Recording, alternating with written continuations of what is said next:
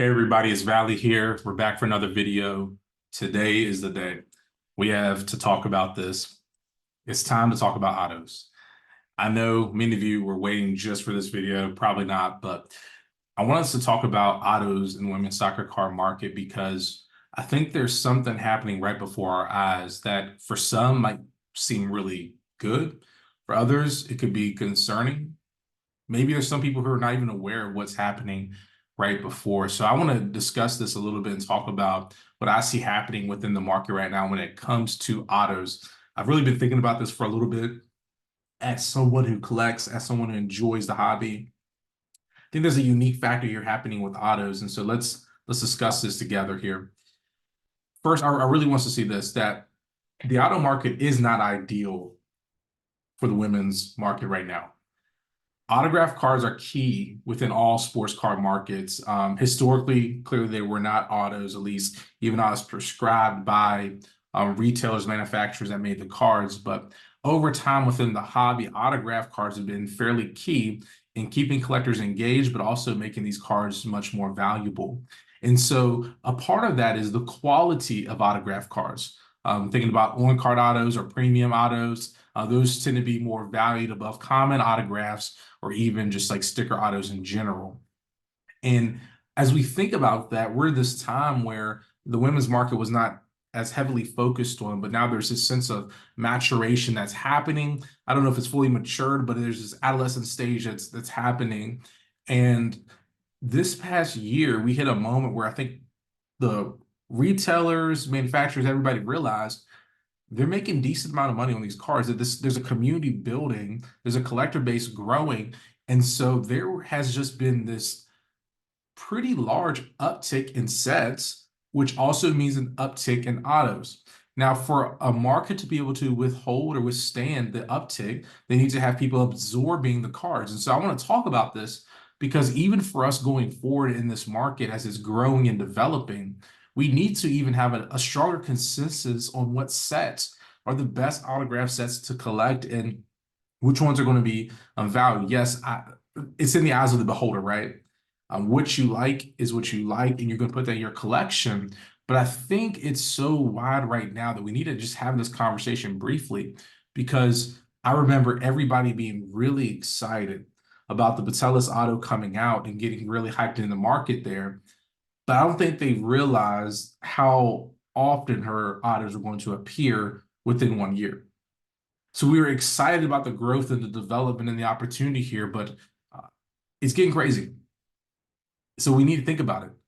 Since we're having this growing discussion, even, I think we're gonna have another conversation that's gonna come up. Do people prefer autos and club kits versus international kits?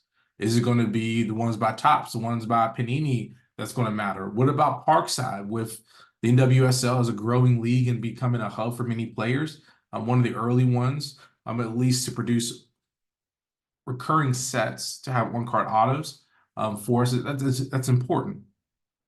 So let's think about this together as we're really trying to consider what is happening within this market. I have a few stats and things like that I want to talk about in this video today.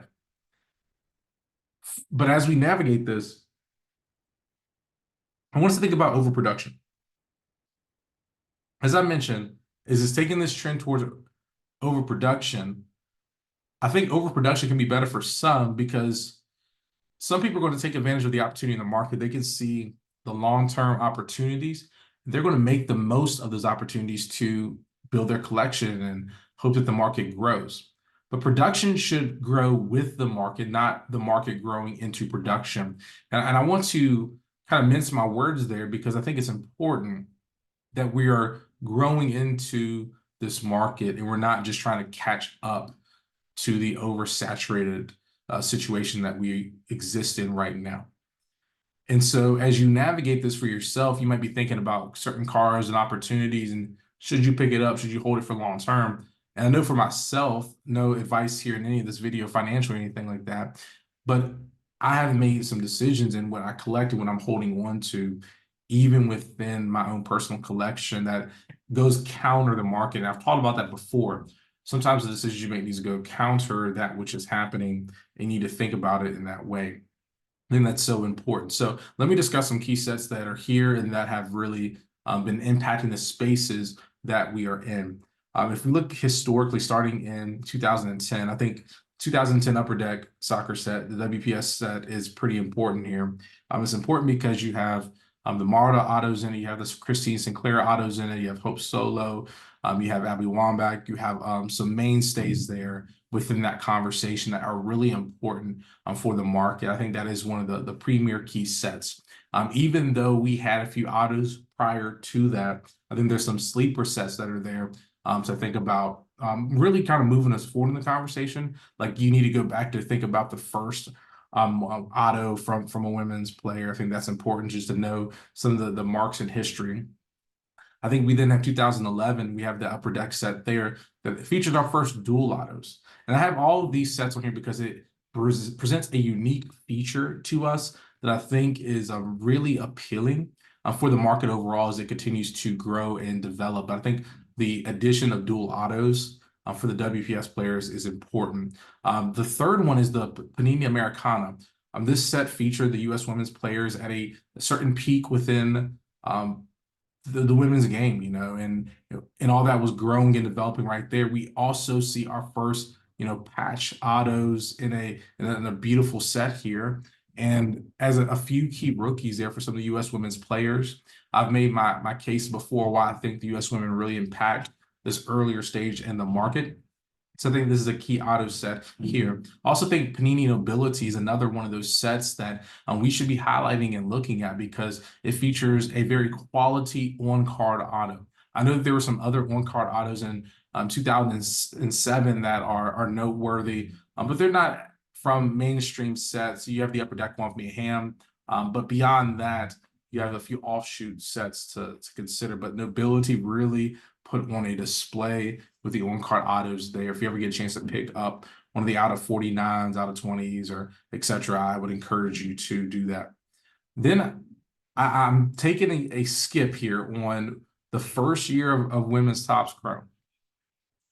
I could have listed it here, and I'm going to explain the reason why I did not list it.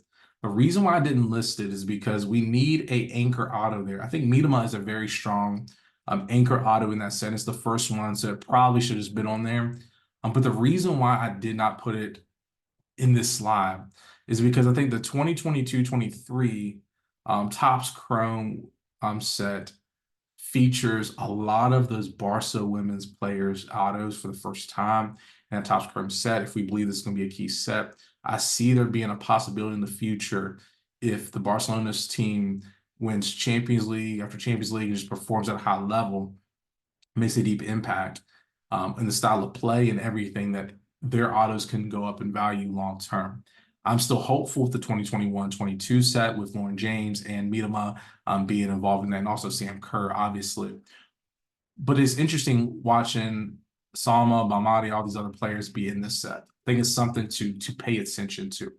And then lastly, I'll just add on there the 2023 Donruss Women's World Cup set. And I think it's a sleeper for a few reasons. I think the Christine Sinclair Marta autos are important because I think it's a bookend for us in many ways. I don't think Marta has not signed as often as many people tend to believe. And I know it's U.S. women's heavy type of set, but it's nice seeing some of these female players have a Panini card with an autograph on it. I think if Sophia Smith continues to play at the level she's been playing at, I think her card could be a very interesting one in light of only having Parkside alternatives. And even with the shorter print run, makes it a very interesting set to consider. I'm going to talk a little bit more about the Donruss set later on as we look at some numbers and begin to evaluate. I want to talk about some brief print runs from some of these earlier sets that might be helpful for us going forward. The 2012 Panini Americana set, autos in the combination of all the players, not adding each player individually and for all their possible autos on top of another one, but saying for a particular player, the most autos that they could have, the highest among all the U.S. women's players, is 446 autos. That's actually a pretty large auto count, that they got at least that many autos from these players. I think we should note that. In 2015, the Panini USA set had at max 144 autos. And the players that are featured in that was Alex Morgan, Carly Lloyd, Abby Wambach, and Hope Solo. The Panini Americana set, as I mentioned earlier, had some key rookie patch autos and things like that for people like Megan Rapinoe, Carly Lloyd's first U.S. Women's National Team autograph cards in there. I think some key players are there for us in that. Oh, and even for Morgan, as we look at her first early cards come within that set in auto in the USA Women's National Team jersey there.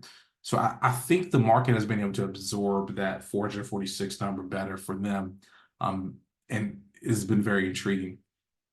Let's jump up to 2017, the Panini Nobility set.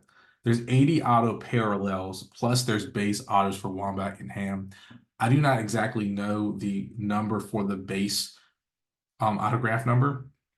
I didn't want to assume it there.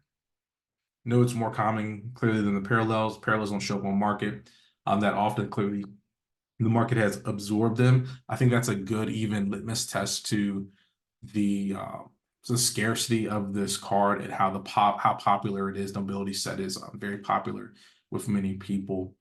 Next, we have the 2019 Gold Standard set here. There's 228 autos total for Ham, total for Lloyd, and total for Morgan out of all of the different subsets on the set. And so 228 autos for each player is not bad. I mean, having autos that are out of 19, out of 29, out of 79 is the general gist for this set. There's one, I think, maybe a little bit larger, but as we navigate this, it gives us an understanding of more the rarity of the autos that people are picking up. The 2019 Obsidian set has 224 autos for Morgan. Ham also has autos in that set too, and so she's around about the same. I'm giving us some general figures here to help us understand that these sets came out with two different sets in 2019, right around the World Cup year for them. Okay, we only get 500 autos for Morgan that year. That's something you need to quantify and stomach within the collector's base. And then we move up to 2021, 22, and we see a little jump there, right? About 75 to 80 autos there for Lauren James. Same thing for Miedema. Those players have similar checklists there. And so when you get to that point, you say, okay, we're getting up to 300 for this one set. We're still thinking that's not that bad. I think that's even why the Topps Chrome UEFA Women's set has done well. It's not because of just the autos. Clearly, people want the first Chrome card for some of these key players. But it's important to remember that as we think about the auto progression, I think that Topps Chrome set and its success set a pendulum swing the opposite direction so that people are now eyeing the market differently. So I want to talk about this in the shift in production from 2012 to 22 into this 22-23 type of cycle. I need to use Alexa Putellas for this example. So as we use Alexia for this, her Topps Chrome Auto from 2022-23 had at minimum 325. That is in parallel, plus the kind of general base. We don't have an exact number. I'm just going to assume a round number of 75, 400 for that. If you add her Sapphire cards into it, where she has a Sapphire Selections Auto, there's 46 possible autos for you to have. Then you add on to it the Barcelona team set. There's 270 different autos that you could have that are numbered. And then you keep going. You get to the Topps knockout. You have 199. I think even at this point, you would say, okay, well, which one should be the preferred set? Many people would go straight with Topps Chrome and then maybe a Sapphire and then kind of work their way there. But then you get hit with Inception. Inception is supposed to be this more premium set that people like to collect. And then she has 199 for that. And that's not even including the dual book autos that she has with Mamadi, which actually might be one of the best cards that came out for her this year, because two Ballon d'Or winners together who, lifted the Champions League trophy, who, has competed at the World Cup stage together. Like it's a big card. And then you add the Topps Champions set, which doesn't even clearly state the print run. I'm assuming it's a minimal 10, 1 type of count on that. We know there's at least 10 because I've seen the out of 10 auto. If you do that quick math, that is at least 1,050 autos. I think it's important for us to remember that That's a pretty large auto count. And if we are assuming that 75 that I mentioned earlier, in that Topps Chrome number, that pushes you up closer and closer to that 1200 plus. These are just round numbers and examples I'm giving us, but we need to see the growth that has happened. And I think we're seeing this moment in the market of trying to absorb these autos. And I think people initially open product and they picked them up. There's a lot of them that are on the market for sale. I think for me and my understanding of how a market should absorb the autos, they should come off of the market and not always be for sale. They should become non-obtainable at some point for the rare pieces. But we're seeing some of these more rare ones still hanging around the market at different times, especially the out of 99s and out of 75s. Those are fairly accessible pieces for you to add to your collection. So I think it says something about the ability for the market to absorb everything overall. And so as we're navigating this conversation, we need to be aware of what is happening and transpiring. As you think about this, though, consider the conversation with another player. I've heard a lot of people talk about the idea of Marta's auto count has been too high, particularly in the 2023 women's Diamond set. But if I think about the close to 1,200 autos for Putellas in 1 year, comparison to Marta's auto count for her entire career, we have the 2010 Upper Deck World Sports set, unknown print run on that. It seems rare. I've only seen a handful of them in my time looking at the market. We have the 2010 WPS auto, which is the most expensive one typically in the market for her out of 100. Then we have the following year, the 2011 Upper Deck WPS Mark set, an out of 65 auto, and then the dual auto with Sinclair. I think there's another dual auto too. I think it's a Wambach, maybe if I'm not mistaken. But there's another auto there.